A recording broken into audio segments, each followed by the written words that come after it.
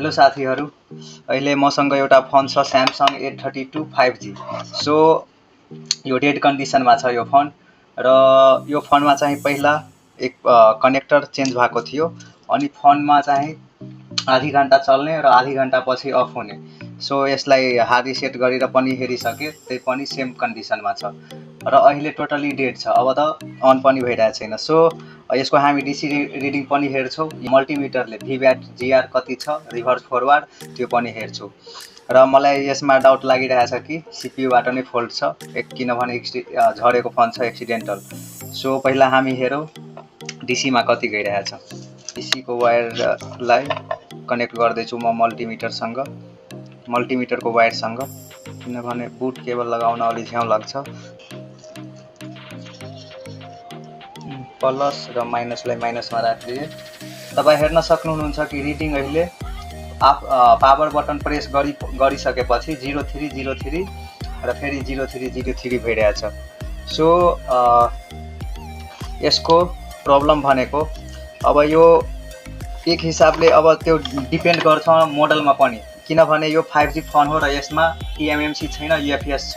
त्यो हिसाबले यसको फोल्ट DC को हिसाबले पनि यसको फोल्ट तपाईको सीपीयूबाट नै हुने हो, किनभने यसमा UFS छ, eMMC हैन UFS। र यसमा सर्टिङ छैन। कसरी थाहा भयो कि सर्टिङ छैन भनेर, कि DC मा लाउँदा बिना पावर बटन प्रेस नगरिकन बिफोर केही रिडिङ छैन, ठीक छ। सो आफ्टर मिन्स कि पावर बटन प्रेस गरिसकेपछि 0303 भन्दा माथि गइरहेको छैन।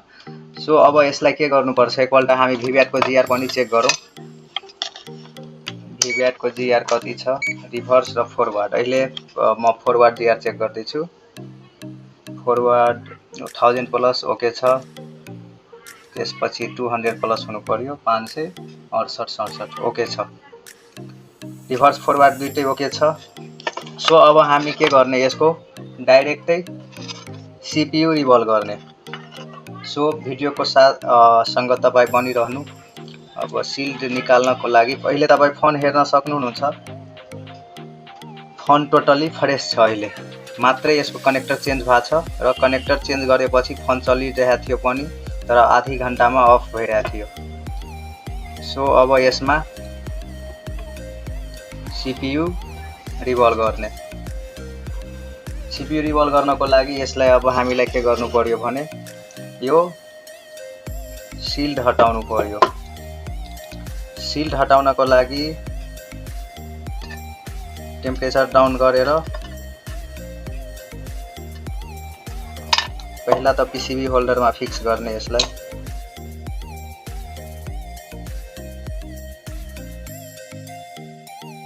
ठीक छ। अब चाहिँ यसलाई हल्का टेम्परेचर डाउन गरिदिने। टेम्परेचर डाउन गरिसकेपछि, किनभने यहाँ सिलिकनको प्लास्टिक लागेको हुन्छ, सो यो प्लास्टिक तपाईले पहिला रिमुभ गर्नु पर्यो।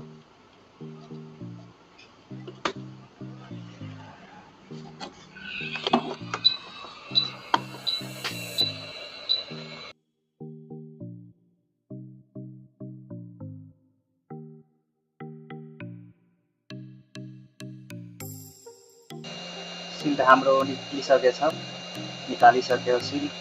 अब चाहिँ यसलाई एकपल्ट सफा गरिदिने।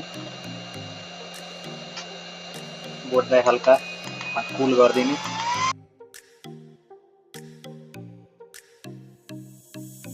अब एकपल्ट हल्का सफा गरिदिने।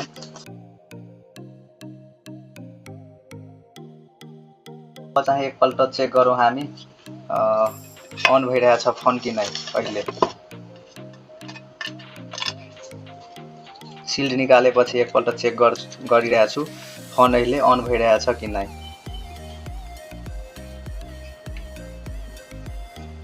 हुन सक्छ कि फोन अन होला।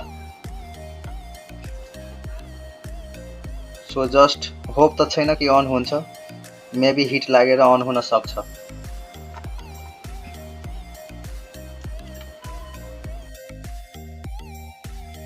तपाईँ यहाँ हेर्न सक्नुहुन्छ कि फोन अहिले अन भयो। सिल्ड निकालेपछि फोन अहिले अन भयो, तर तैपनि यसको CPU रिभल्भ गर्नुपर्छ है, किनभने यो आधी घन्टामा अफ हुने गर्छ।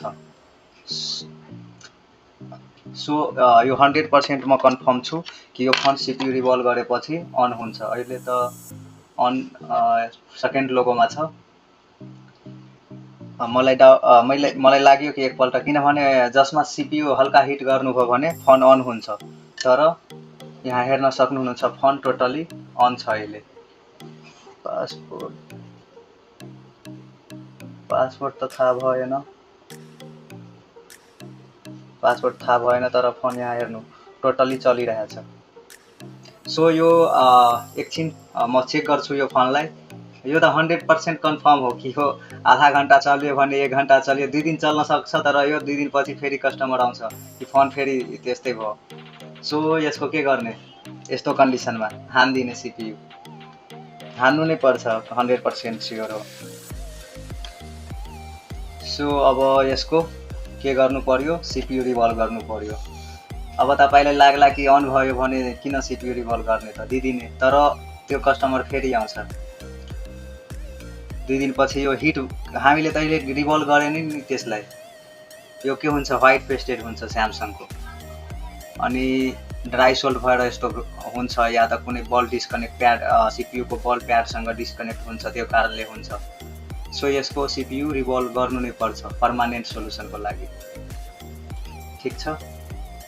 यो त यसलाई 2 दिन होल्ड पनि गरे, 2 दिन होइन 1 दिन होल्ड गरे, तर फेरि यसले हेर्नु आफै अन अफ हुन्छ। यो त्यही कन्डिसनमा छ। सिल्ड हटाएपछि यो के भएको थियो त, अन भएको थियो। यो सिल्ड हटाएपछि यहाँ हेर्न सक्नुहुन्छ, यो सिल्ड हटाएपछि फोन चाहिँ अन भएको थियो। हिट टेम्परेचरले अलि टेम्परेचरले निकालेर यो सिल्ड निकालेपछि मोबाइल चाहिँ अन भएको थियो, तर अहिले पनि अन भइरहेछ। तर यसमा मेन फल्ट भनेको के थियो भने फोन आफै आधा घन्टा या 1 घन्टा पछि अफ हुने गर्छ। सो अहिले पनि त्यही भइरहेछ, अन हुन त भयो, तर सेम कन्डिसन।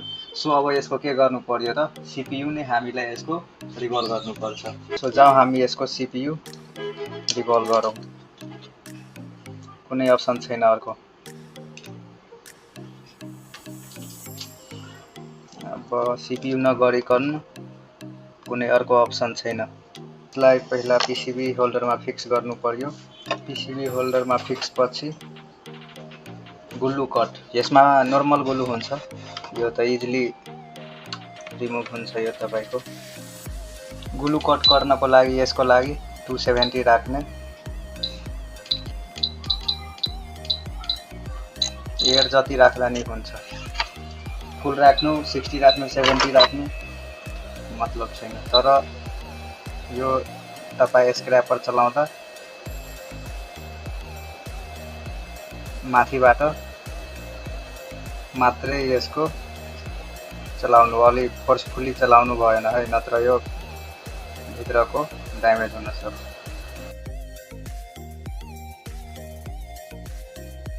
अब हल्का फ्लक्स हाल्ने र जहाँबाट कम्पोनेन्टहरू छैन त्यहाँबाट उठाइदिने यसलाई।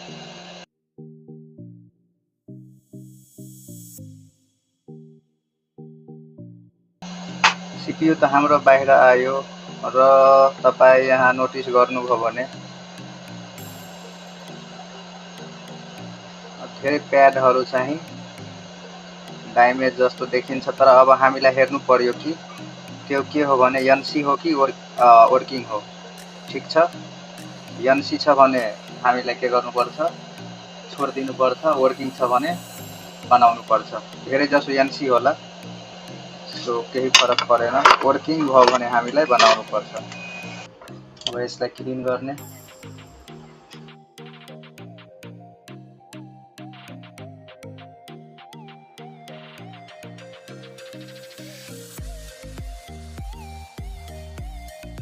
यो जति पनि तपाईँ हेरिराख्नु भएको छ त्यो प्याड ड्यामेज भएको जस्तो निक्लेको सबै NC हो। अब हामी बिटम्यापमा कन्फर्म गर्छौँ कि NC हो कि वर्किङ। जुन NC हुन्छ त्यसलाई छोडिदिने, जुन वर्किङ हुन्छ त्यसलाई बनाउने।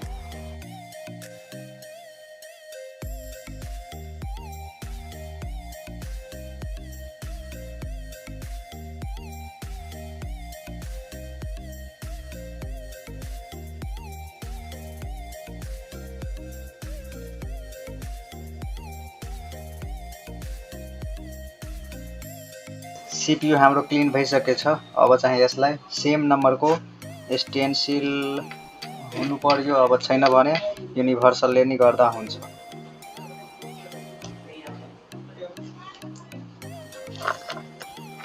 ठिक छ, अब यसको नम्बर हेर्ने पहिला कति नम्बरको छ र त्यही स्टेन्सिल भए राम्रो।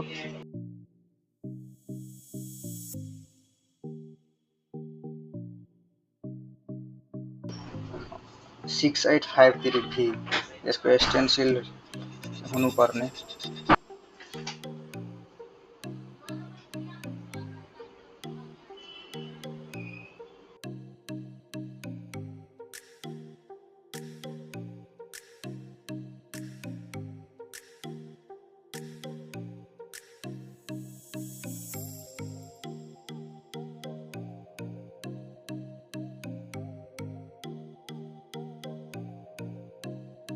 सो अब यसको सिपियु रिभल्भ भइसकेछ र जति पनि तपाईँ यो प्याडहरू ड्यामेज जस्तो देख्नु भएको छ त्यो सबै के हो त एनसी, त्यो बनाउने कुनै आवश्यकता छैन। सो तपाईँ यहाँ हेर्न सक्नुहुन्छ हाम्रो सिपियु पनि रिभल्भ भइसकेछ। अब चाहिँ यसलाई सिपियु इन्स्टल गर्ने। ठिक छ, इन्स्टल गर्नको लागि पहिला हामी फ्लक्स लगाउने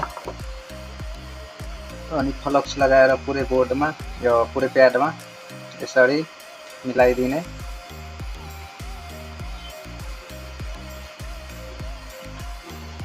ठिक छ, त्यसपछि प्री हिट गरिदिने, हल्का प्री हिट।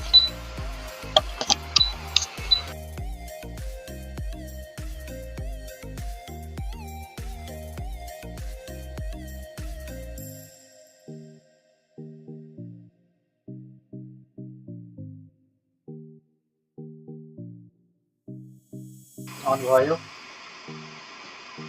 पावर बटन यसको राम्रोसँग लागेको छ। तपाईँ यहाँ हेर्न सक्नुहुन्छ हाम्रो फोन टोटल्ली अब वर्किङ कन्डिसनमा छ।